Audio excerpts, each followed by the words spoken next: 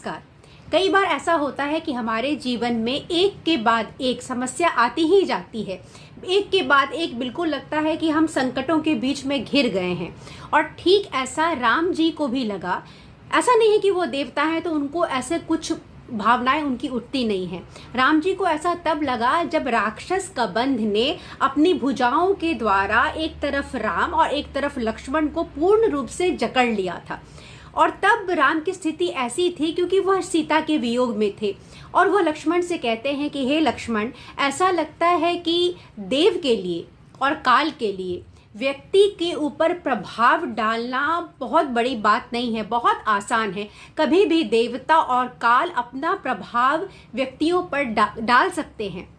और राम जी यह कहते हुए कहते हैं कि देखो हमारे साथ क्या क्या हो गया, हमारी क्या स्थिति हो गई कि हमें राज्य से निकाल दिया गया, हमारे पिता की मृत्यु हो गई और यहाँ वनवास में आकर मेरी पत्नी सीता का भी हरण हो गया।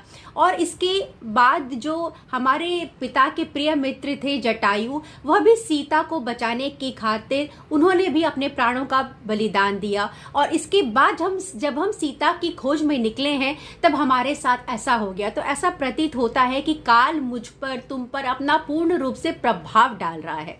जब राम जी ऐसा कह रहे हैं उन्हें भी ऐसा लगता है, परंतु यह देखिए कि वह राक्षस कबंध का उन्हें पकड़ना और उन्हें जकड़ना, एक तरह से कबंध का राम जी से मिलना उनका विषाद, दुख और संकट नहीं था, बल्कि यह कबंध एक तरह से कबंध ने उनकी सहायता ही की थी।